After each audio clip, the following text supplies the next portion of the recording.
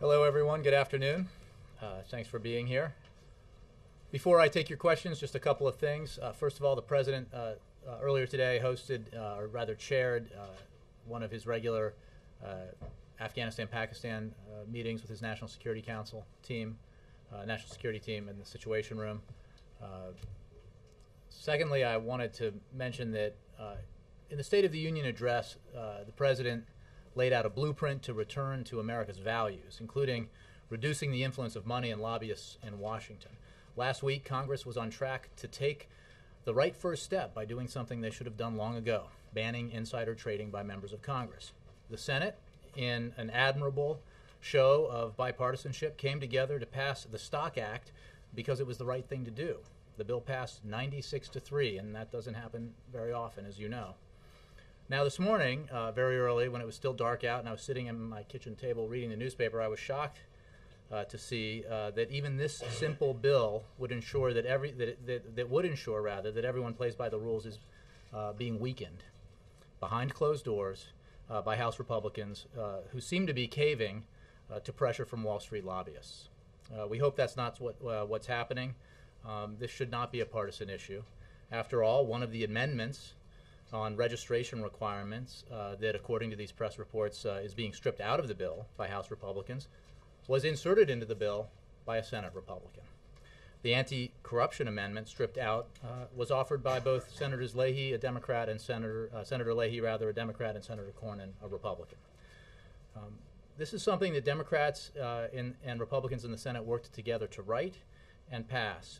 It would be a shame if House Republicans, led by the majority leader, at the urging of Wall Street interests and other inside the Beltway forces, watered down the tough but common sense measures supported by Republicans and Democrats alike. The President has said that now is the time to take bold steps to fix the corrosive influence of money in politics, and this is something that Congress should take action on right away. With that, I will move to your questions. Ben.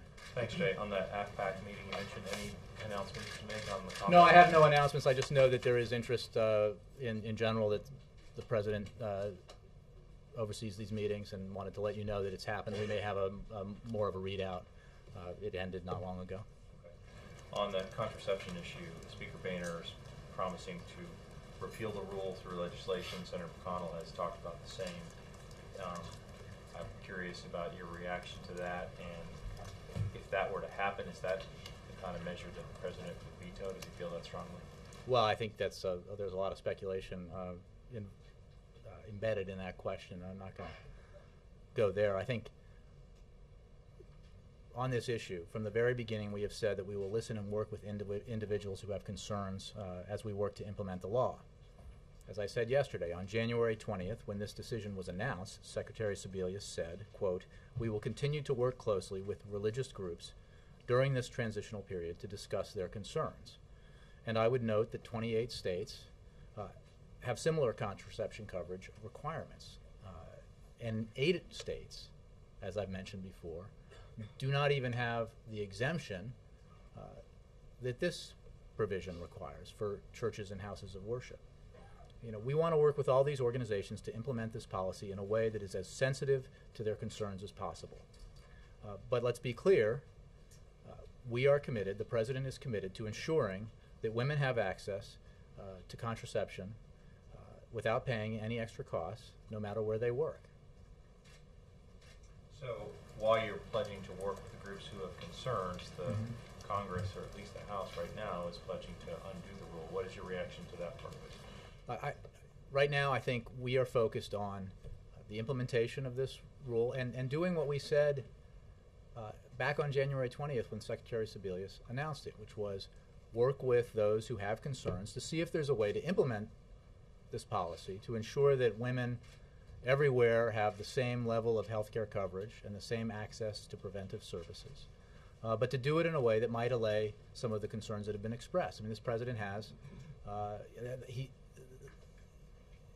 as you know, in his past, he has worked with, when his first job in Chicago, with churches and organizations that do a lot of good work. He is very sensitive to concerns like these, and he wants to find a way to implement this important rule because he is committed to making sure women have access to this coverage. He wants to find a way to implement it that can allay some of the concerns that have been expressed. And that is why the transition period was announced at the same time that the rule was announced. One more on this. It's about that transition period. The organizations have until August of 2013. Is the White House hopeful of having some sort of solution in place, the allaying of concerns before then? Well, I wouldn't want to predict a date by which this process might produce a result. I think it's best to let that process take place. There are ways, and I think people in the broader community here who have been looking at this issue have been talking about the fact that there are ways to approach this that would ensure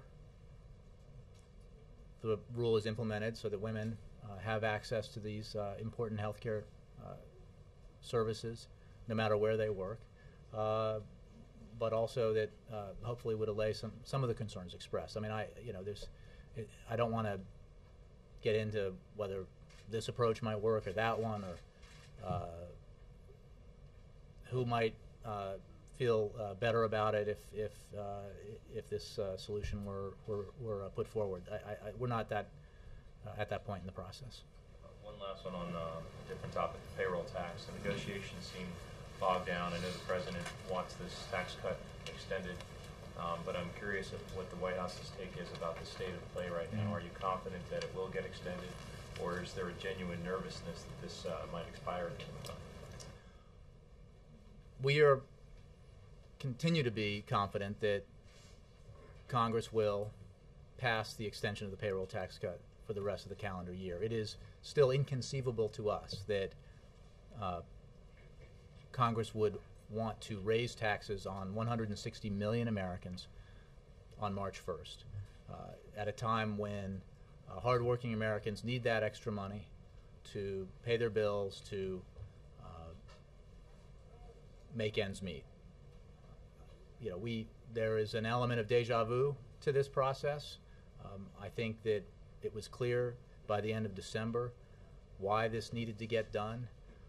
It is clear from the economic reports that we've had in the last several months that that the economy is growing and producing jobs, and that we are moving in the right direction, and Congress should not muck that up. And the President believes, as he has said in the past, that folks on the Hill need to act without delay and without drama to get this done. Again, this is a case where everyone says, Republicans on the Hill, leaders on the Hill, by and large, say now that they believe extending the payroll tax cut through the end of the year is the right thing to do. It's good policy. It's good for the economy. It's the right thing to do for hardworking Americans. Democrats obviously agree. The President strongly agrees, and we ought to get this done. So we still have time to work on this, and we hope Congress focuses and gets its work done. Mix it up. Brianna. On contraception, it's not just the Speaker and Mitch McConnell who have come out, and other Senate Republicans, but the candidates have all seized on it on the campaign trail, including Mitt Romney. They obviously see an opportunity to not only drive a wedge in the support of some Democrats for the president, but also trying to rally their base. Does the president feel that he's vulnerable to that? Well, the president's focused on putting in place the right policies for women across the country. He's focused on finding a balance that is sensitive to the concerns expressed by some religious groups. The former governor of Massachusetts is an odd messenger on this, given that the services that this rule would provide for women around the country are the same that are provided in Massachusetts and were provided under when he was governor, including contraception, including covered with no copay or deductible, and a religious exemption for houses of worship and churches and to church-controlled organizations such as parochial schools, but not to universities and hospitals. I mean, this is, I think, ironic that Mitt Romney is expressing, criticizing the president for pursuing a policy that's virtually identical to the one that was in place when he was governor of Massachusetts. So does the president agree with Santorum on the issue then? I haven't heard what or Senator Santorum has said on the issue, but. And then one other question on this, sort of speaking to the evangelical support for Catholics who are opposed to this. Rick Warren tweeted that he stands in solidarity with Catholics. He said, "I'd go to jail rather than cave into a government mandate that violates what God commands us to do. Would you?" As you know, he has a lot of Twitter followers and tons of people who are interested in what he's saying. Are you worried that that rallies the Republican base? Well, again, we're not worried about Republicans or Democrats, the political component of this. We're concerned about making sure that women get access to these important services, that women are treated equally around the country regardless of where they work. But we are very sensitive to and understand some of the concerns that have been expressed, and that is why this as part of the original announcement of this by Secretary Sebelius, we put in place a process where further discussions could be had that would address, hopefully, some of these concerns and maybe allay some of them. I can't, sort of itemize or give great detail on what those discussions will look like. I mean, as I think Ben noted, the full implementation of this policy doesn't take place until August of 2013, and this conversation is only just underway. But I think it's important to note that the President takes those concerns very seriously, and he also takes seriously and is committed to the policy. And we will press forward with these discussions to see if there's a way to proceed to move forward in implementing this policy that allays some of these concerns. Let me just say yes. I want to get out of the front row and then come back, do my... Yes, Mr. Wolf. What has been, thanks, Jay, what has been the President's reaction to this reaction on the contraception issue since the 20th? I mean, is he surprised by the reaction, either political or religious? I think, as I've been saying, the President understands these concerns. That's why he agreed with the approach that Secretary Sebelius took, which sought that appropriate balance, which ensured that there was an exemption for churches and houses of worship, unlike in some states in the country, and why he supported the part of this that included a process by which further discussion could be had that would see if there was a way of implementing this for institutions and groups that it had expressed concerns that might allay or resolve some of those concerns. So I don't think, I think he understands and understood from the beginning, why this is a sensitive issue and why and it informs his decision to proceed in the way that he has and to try to seek this balance. Just at the very earliest stage, is there any sense of how discussions would take place? I mean, in one case you have 18 months, but is there any sense here of who would talk to who in terms of trying to, whether HHS would be involved, the White House, trying to come up with some sort of a resolution? Yeah, I don't have a roster of individuals involved in those kinds of discussion. It's issues involving healthcare policy would normally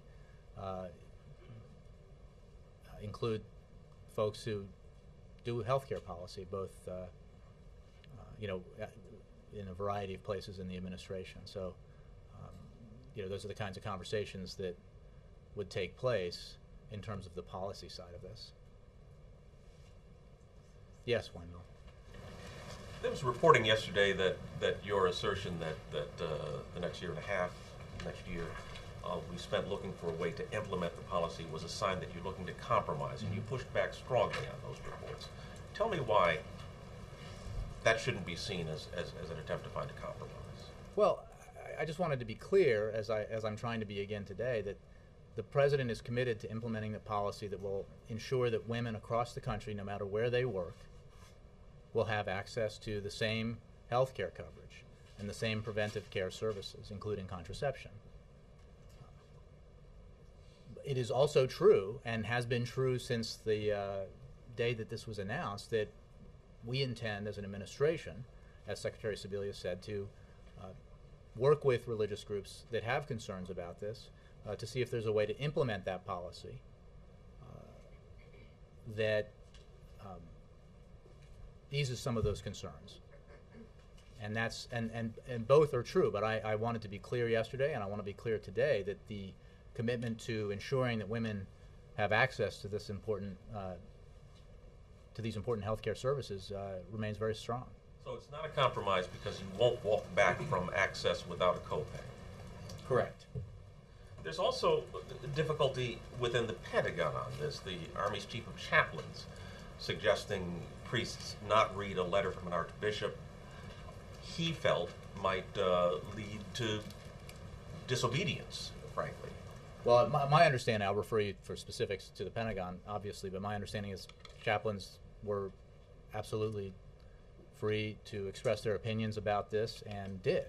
But he didn't want him to read a sentence of the letter from the Archbishop. I would refer you to the Defense Department, but I would certainly hope that in reporting on this, you noted that chaplains were absolutely free to express, as they should be, their opinion on this matter.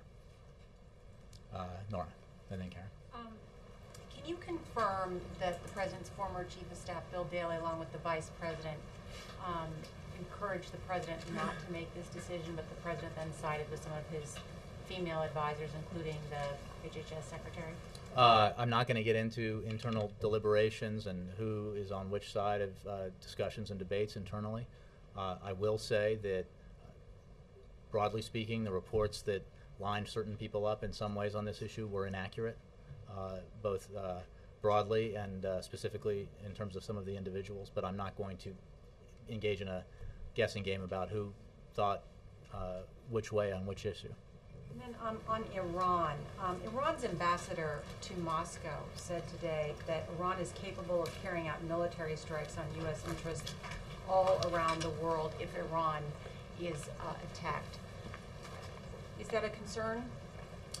Well, I'm not going to engage in a back and forth with this particular official, but rest assured, we're extremely confident in our military's ability to do their job, and also rest assured that force protection for those Americans deployed overseas is our top priority.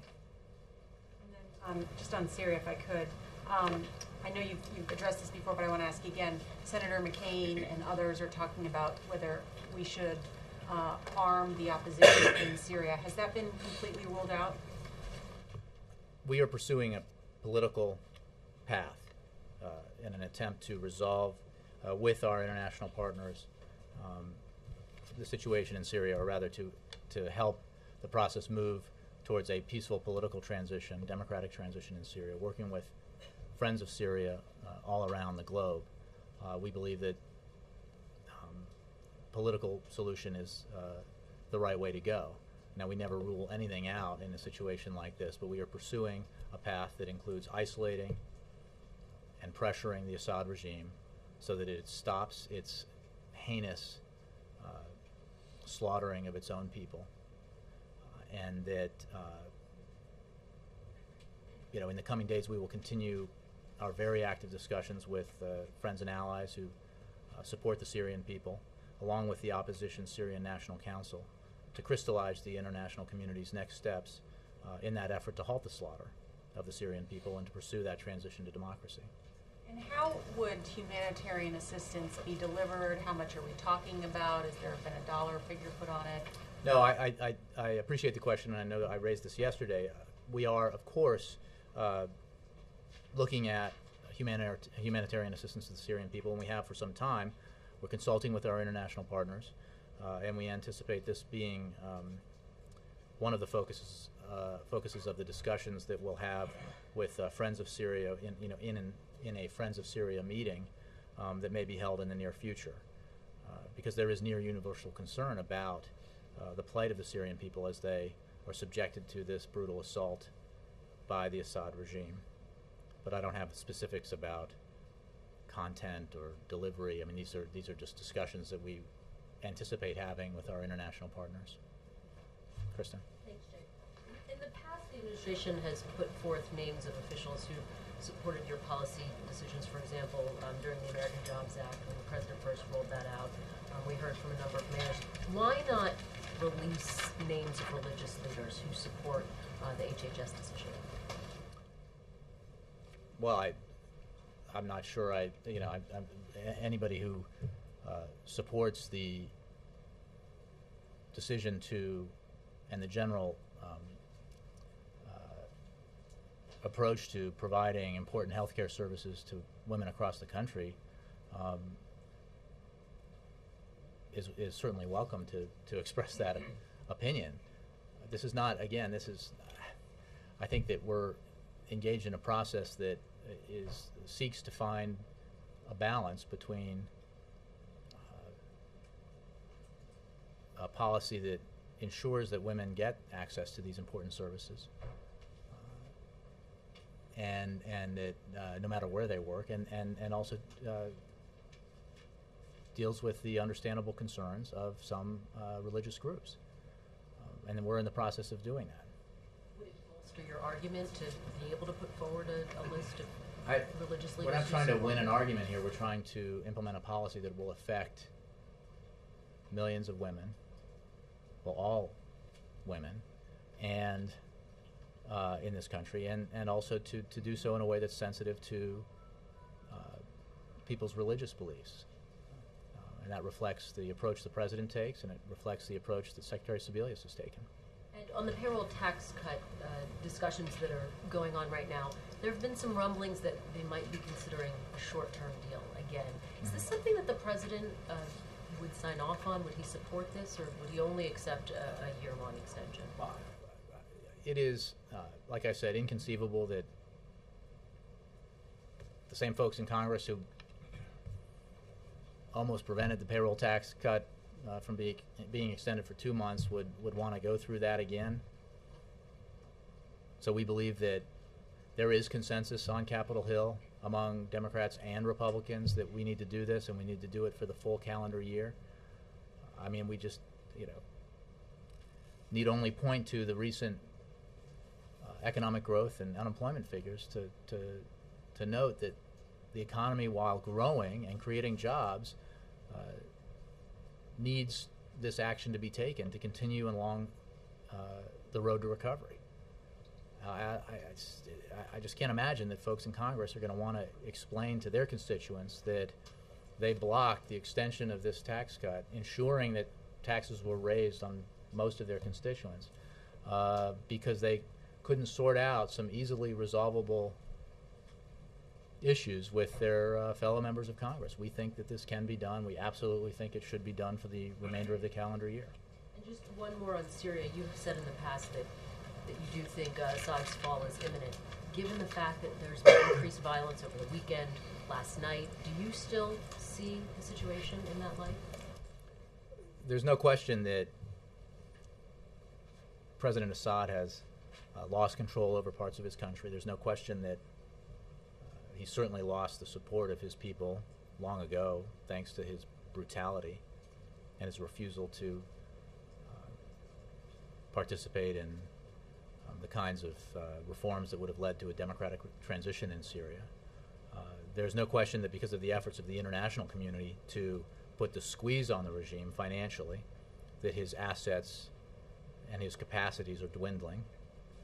And there's no question that those around him, among within the military and governmental leadership, are beginning to doubt the wisdom of sticking by him. So yes, we believe that his days are numbered, and that's why we find it disappointing, to say the least, that votes were taken in the United Nations Security Council to block that important resolution. It is simply a mistake to side with a regime that is going to go down in history as a brutal repressor of its own people. It is a mistake to side with a regime whose days are numbered. To isolate yourself from the Syrian people, that's the wrong action to take. The right place to be is with and in support of the Syrian people who are insisting on a peaceful transition to democracy.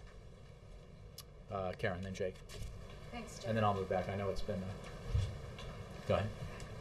You talked about the administration's commitment to reaching out to religious groups and getting their views.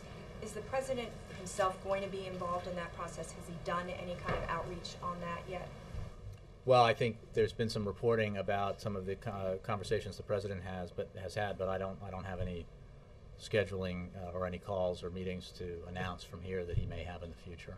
Does he want to be personally involved in Look, that? I think the president's very aware of and engaged in this issue, but I don't have any,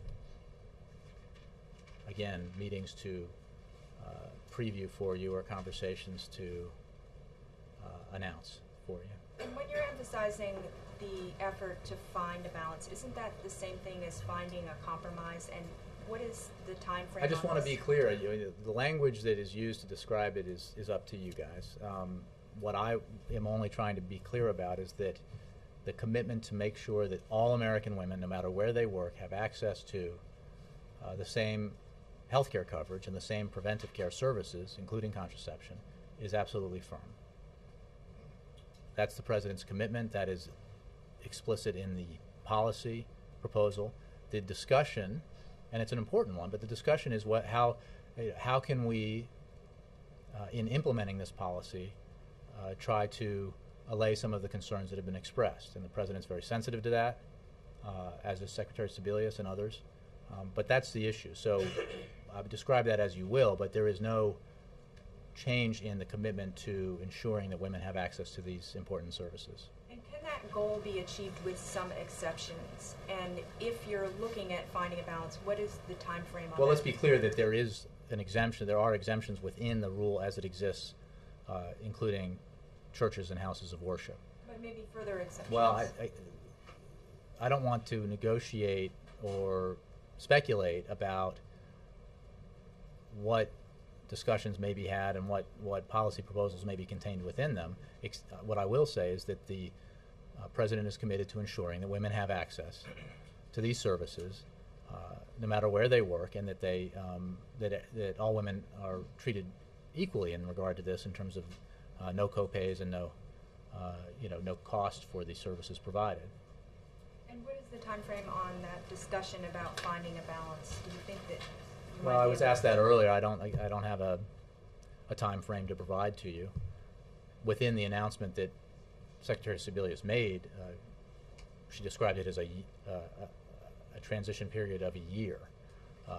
So I would say some amount of time between 1 day and a year is when this will evolve. Jake, and then Jackie. President Obama is going to be introducing his outline for a budget. Fed Chair Bernanke has said the lack of a budget having been passed by the Senate has had an adverse effect on growth because it's created uncertainty. Harry Reid has said that he doesn't think there's a need to introduce a budget this year. Who does the president think is right, Harry Reid or Ben Bernanke? Well, I think the president, as you noted, will be presenting his budget. That budget, it's important to remember, and you all covered it, has spending caps set based on the Budget Control Act that was signed into law by this president last August. Those spending levels represent significant cuts agreed to by Democrats and Republicans and by this president. And his budget will reflect the need for that, will reflect those cuts, but also reflect the priorities that he thinks are very important. And I think priorities that, to wrap in part of your question here, that Senator Reid believes are important as well, as do many members of the Senate and the House. So therefore, the Senate should pass a budget as well. I don't have I don't have an opinion to express on how the Senate does its business with regards to this issue. The fact is, because of the negotiations over the debt ceiling that resulted in the Budget Control Act, we have an unusual situation here in that the top lines for the budget going forward have already been set and agreed to by Republicans and Democrats alike. So I'm not actually asking your opinion, but the White House's opinion, the position Well, of the White House is I don't have a. I mean, the White House has no opinion about whether or not the Senate should pass a budget. The President's going to introduce one. The Fed chair says not having one is bad for growth, but the White House has no opinion about whether. I have no opinion. The White House has no opinion on Chairman Bernanke's assessment of how the Senate ought to do its business. What the President believes is important is that the Budget Control Act that was signed into law by him last year provides the top-line spending caps for the coming budget, and he will obviously meet those in the budget proposal he puts forward. And he looks forward to the Senate acting on the policy initiatives contained within his budget that will reflect the priorities he laid out in the State of the Union, and also will reflect the priorities he laid out when he put forward his deficit and debt reduction proposal back in September. So I don't think there is any, there will be, nor is there now, any doubt about the President's view on where we ought to move with the budget. And just to follow up on the Syria question earlier from Nora, there have been reports that because of all that's going on in, I think it's Homs, there was a hospital that lost power and a number of premature babies died as a result. I don't know if that's a true story or not. Obviously, in situations like this, there are a lot of rumors. Does the White House know anything about the extent of the violence, factually what's going on? I assume we have people on the ground there to a degree or another. Are we monitoring exactly what is happening? Well, I can say that we have all here seen the reporting and some of the horrific video images of the escalation of violence that's taking place in Syria over the last few days, and it's clearly resulted in the deaths of hundreds of civilians, and been accompanied by troubling statements from senior regime officials who have pledged, quote, to cleanse the country of renegades and outlaws. That is hardly reassuring and only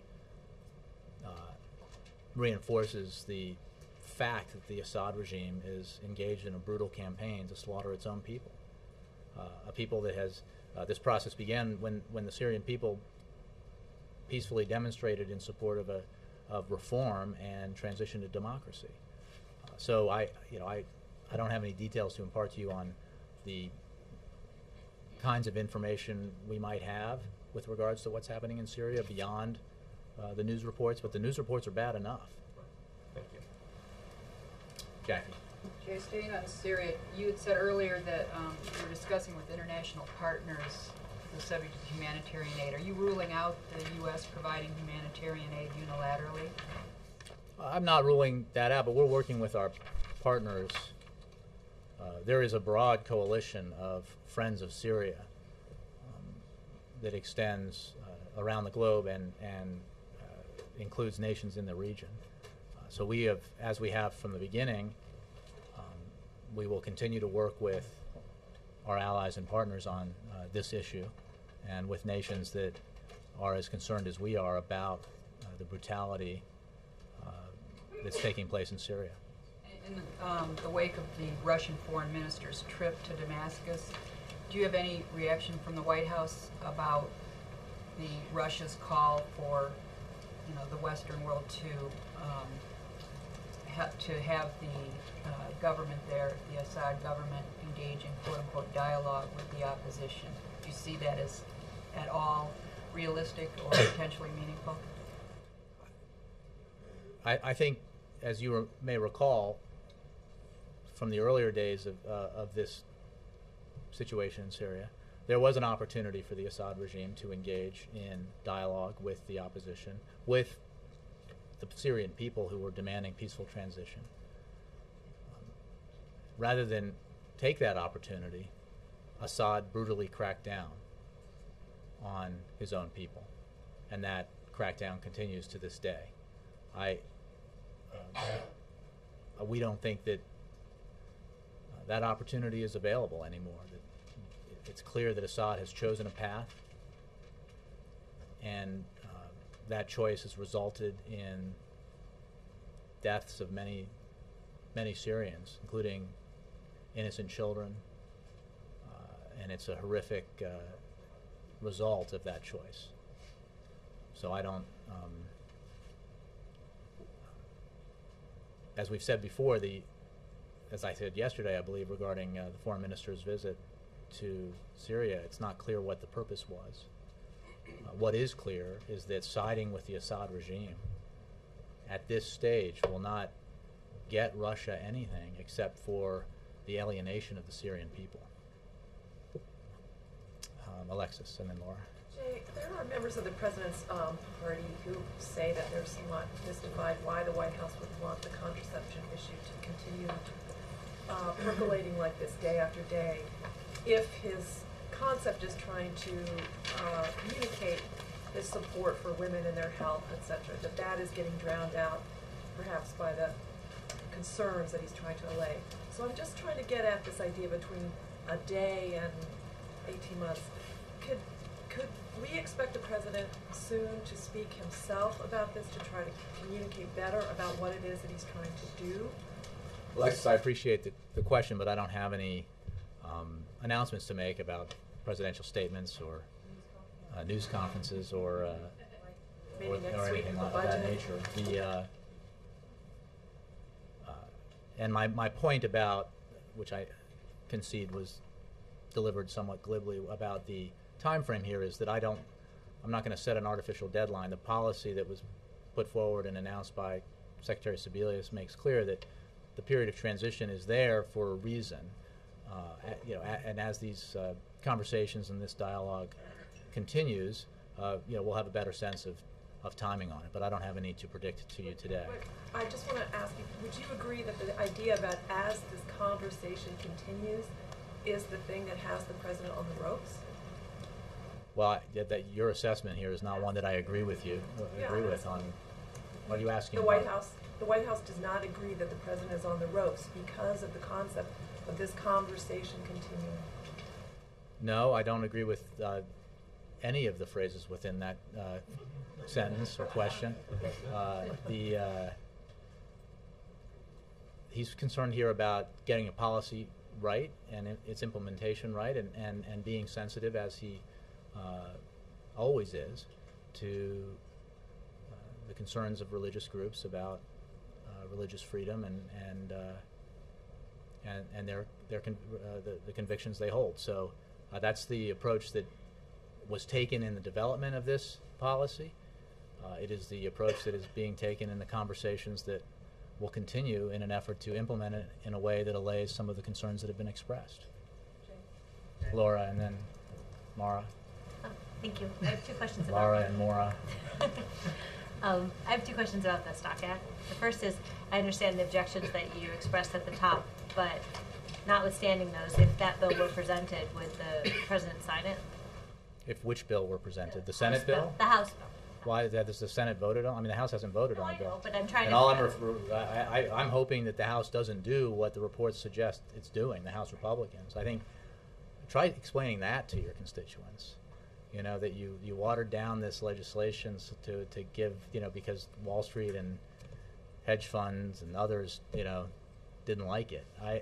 We just think that's a terrible idea. And this was an example of, in the Senate, of broad bipartisan support. The provisions that the House Republicans are seeking to remove are ones that were put forward by Republicans. So in the Senate. So it's just this is an opportunity to do something that's right, that will send a signal to the American people that Congress agrees with them that there needs to be transparency and political reform in Congress.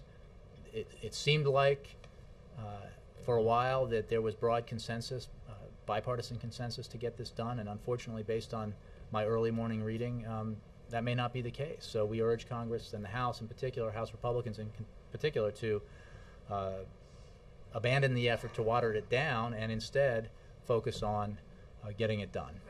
I mean, Nancy Pelosi has said that she's going to support it and urge people to support it. So what I'm trying to understand, and maybe you're not Again, prepared to say whether those concerns are serious enough to I'm not sure that prevent signature.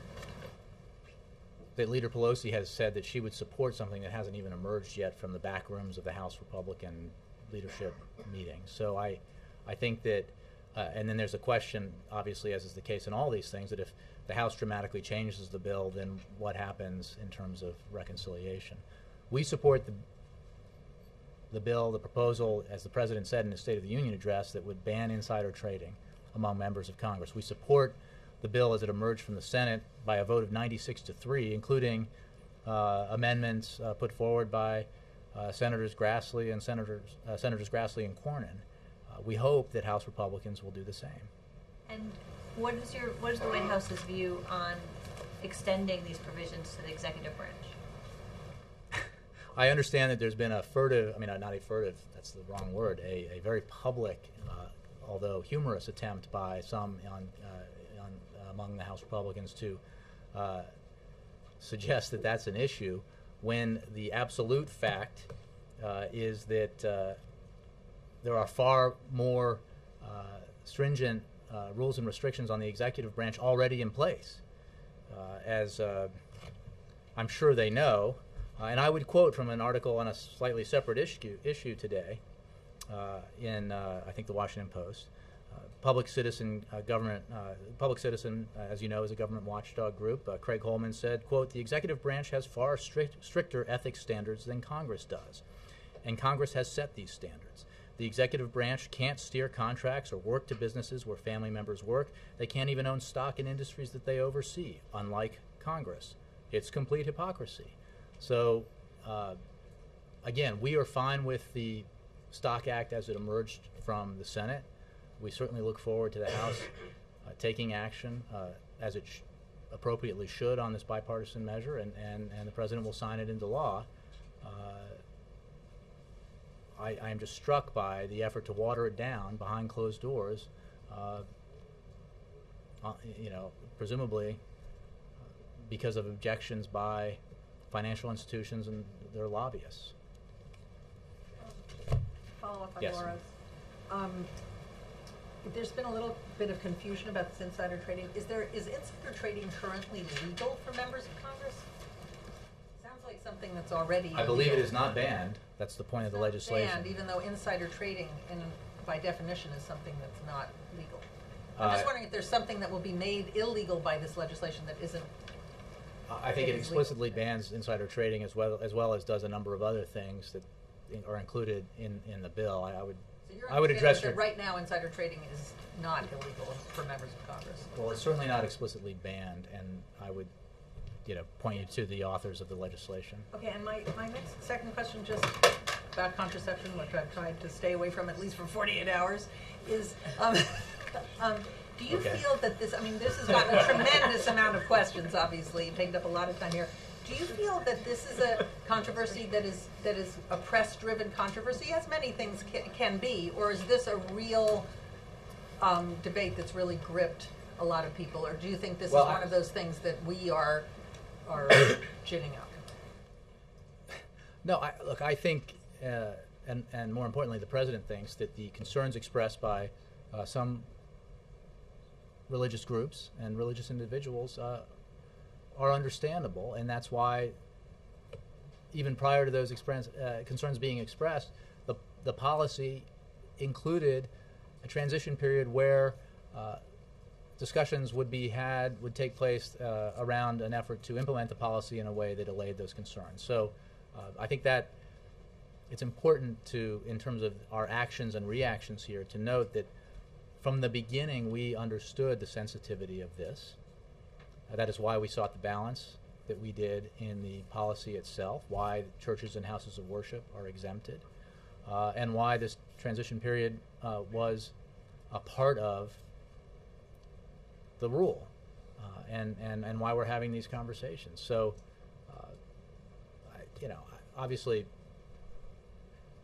in a case like this, sometimes folks try to make political hay out of it, and that's the way the system works and the process works. But President believes, and we believe, that there are legitimate concerns out there, and that's why the policy was written the way it was. But Jay, you haven't reached out to the Catholic bishops. I called them just yesterday.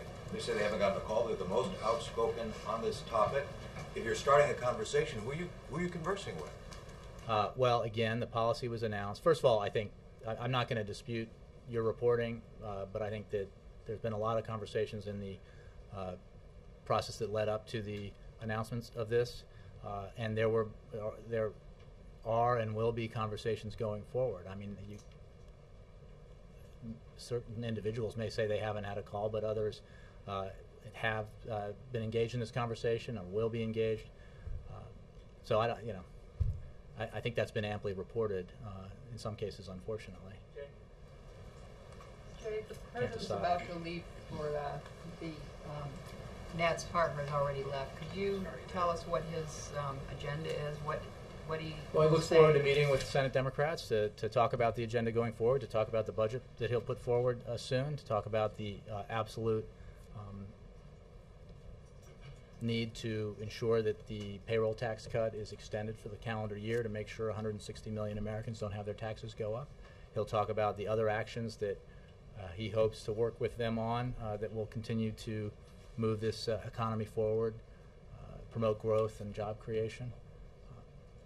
The usual topics. Why is Jim Messina along with him? I assume to engage in that conversation as well, but I'll have to take the question, or maybe you can ask the campaign. Chris? Jay, Who's louder?